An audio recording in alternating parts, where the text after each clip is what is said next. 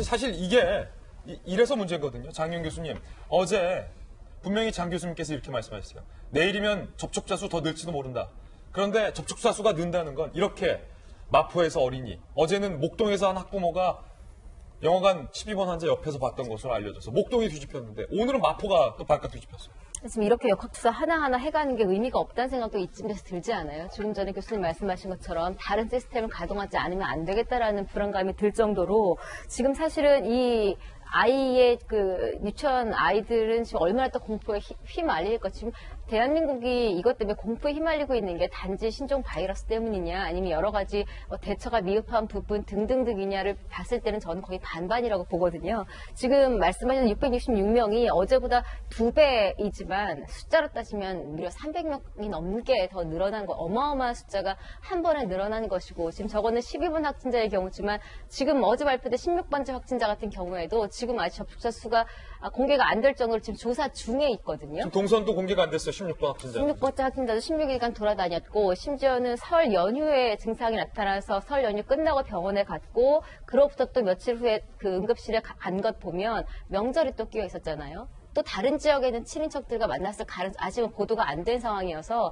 그 부분도 또 지적이 될 수 있는 부분이죠. 또 한 가지는 지금 아까 딸이라고만 나왔잖아요. 18번째 확진자가. 근데 그 딸이 지금 첫째 딸은 21세기 병원에 지금 입원해 있는 딸이고 둘째 딸은 고등학교에 다니는 딸이에요. 근데 그렇게 되면 지금 어느 딸인지는 모르겠지만 저는 첫째 딸이라면 만약에 병원 안에서도 감염자가 나온 것이고 예. 되게 병원을 찾는 분들은 어디가 안 좋아서 건강이 안 좋은 분들이에요. 당연히 그래요. 면역 체계도 떨어질 테고 또 그 병원의 특성상 굉장히 고령자가 많은 병원이거든요. 그렇기 때문에 만에 하나 그중에 추가 감염자가 나온다면 완치할 수 있는 확률도 의학적으로 많이 떨어지는 고령자들이 많이 있다 보니까 지금 병원에 있는 폐쇄된 병원에 있는 환자분들도 지금 공포감에 울며 불며 나 집에 좀 가게 해주세요 이런 전화를 할 정도로 21살 첫째 딸로 첫째 지금 딸이네요. 나왔군요. 그럼 병원에 있는 딸이에요. 예. 대학생 딸이면 병원 안에서 확진자가 나온 거고요. 첫째 딸이고요. 그렇게 되면 지금 그렇잖아도 확진자의 가족이 병원에 있다라는 것만으로 확진자가 병원을 드나들었다는 것만으로 지금 병원이 패닉이라고 하는데 안 그렇겠어요. 지금 김진애 앵커의 가족이 그 안에 있다면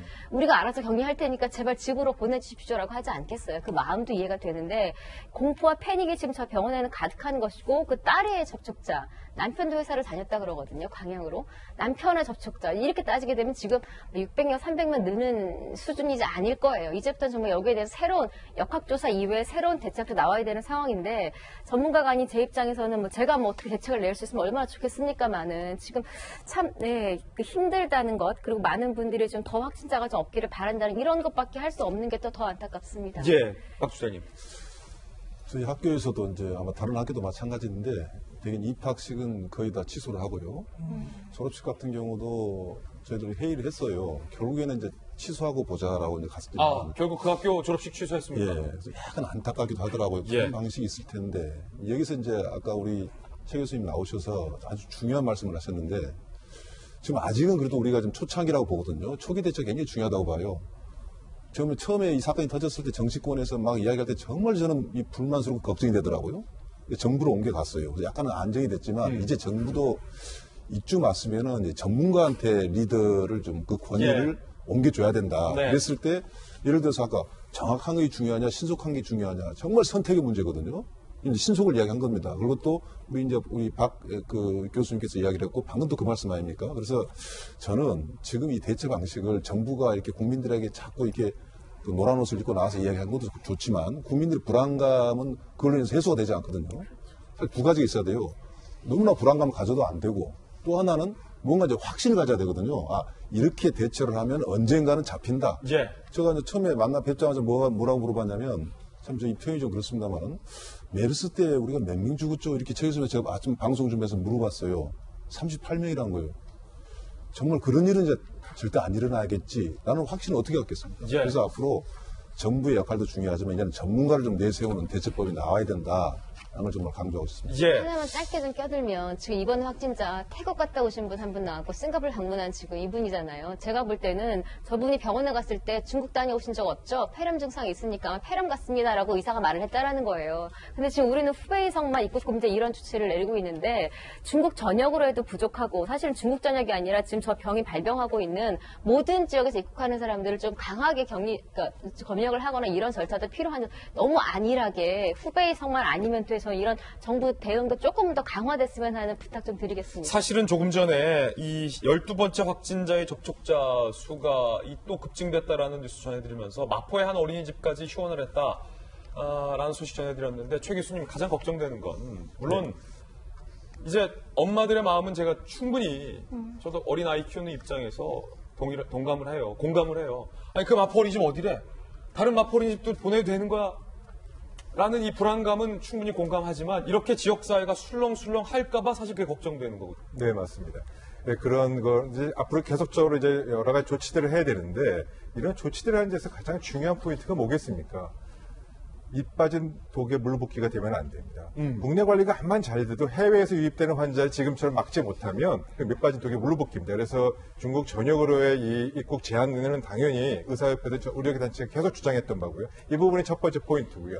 두 번째, 이제부터 지역사회 감염에 대한 우려를 종식시키기 위해서는 이제 신속하게 그물을 넓게 갖고 모든 분이 시민의 자발적인 협조를 구해서 하나씩 해결해가는 그런 감역 시스템과 검역 시스템의 전환이 반드시 필요하고요. 리더십의 변화가 분명히 있어야 된다는 점 말씀드리고 싶고요.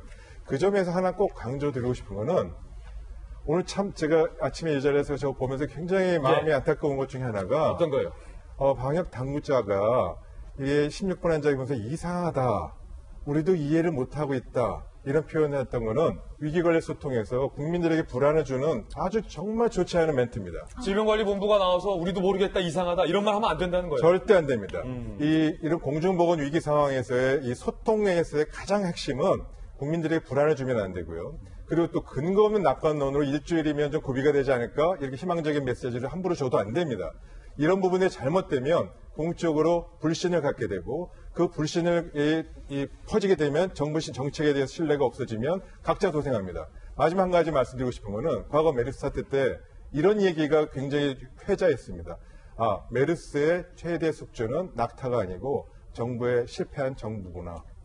이 얘기가 다시 반복되지 않기를 바라고요. 이거의 핵심은 신뢰 유지고 적절한 위기관리 소통입니다. 일은 어렵습니다. 검역 완벽하지 않습니다. 예. 예방관리도 완벽하지 않습니다. 완벽하지 않은 부분은 정확하게 얘기하고 소상하게 얘기하고 이 투명한 정보 공개부터 시작하는 이런 부분들을 다시 한번 원칙을 좀 들여다볼 때라고 생각합니다. 예. 좋은 말씀 해주시고 계세요, 최 교수님. 장성철 소장님 지난번 출연하고 나셔서 사실은 많은 시청자분들이 장 소장님에 대해서 걱정을 했어요. 뭐냐면 우리 지금 마포 어린이집 휴원했다는 얘기도 전해드렸지만 일산 지역의 이제 모 아파트 지역에 장 소장님 사시는 그 아파트의 상가에서 지금 확진자가 나온 거잖아요. 그 동선이 겹치 때문에 그 상가도 폐쇄되고 입주자도 밖으로 나오지 말라 그런 소식 전해드렸잖아요. 아파트 쪽 분위기는 좀 어떻습니까? 제가 주말하고 월요일 날 한번 가봤어요. 가봤더니 정말 상가에 사람이 없어요. 거의. 정말 지나다니는 사람도 없었고 그 미용실은 문을 닫고 앞으로 일주일 동안 더 문을 닫겠다. 그런 식으로 써 있더라고요. 그런 것들을 보면서 상당히 좀 공포감이 느껴졌습니다. 물론 이 병원 근처가 뭐 옷에 묻으면 3시간, 뭐 또 다른 데 있으면 몇 시간 이렇게 사멸된다고는 하지만 우리가 그건 알 수가 없지 않습니까? 거기에 또 종사했던 분들이 또 어떻게 올맞을 수도 있고 그런 부분에 대해서는 저희가 정확히 모르니까 많은 분들이 그 실내에서도 마스크를 끼고 그렇게 생활하시더라고요. 그렇군요. 하여튼 명확한 원인 규명 이게 사실 가장 제일 중요합니다. 불필요한 괴담이 확산되지 않도록 저희 돌직구쇼에서도 가장 정확한 뉴스로 최선을 다해서 여러분들에게 전해드리도록 하겠습니다. 앞서 17번 확진자의 국적, 우리 대한민국 국민이었는데 잠깐 말레이시아 국적으로 잘못 나갔던 점에 대해서도 시청자 여러분들에게 사죄의 말씀을 드리겠습니다. 저희 돌직구쇼 생방송 도중에 들어오는 신종 코로나 바이러스와 관련된 뉴스 속보는 바로 그때그때 신속하게 뉴스 속보로 전해드리겠습니다.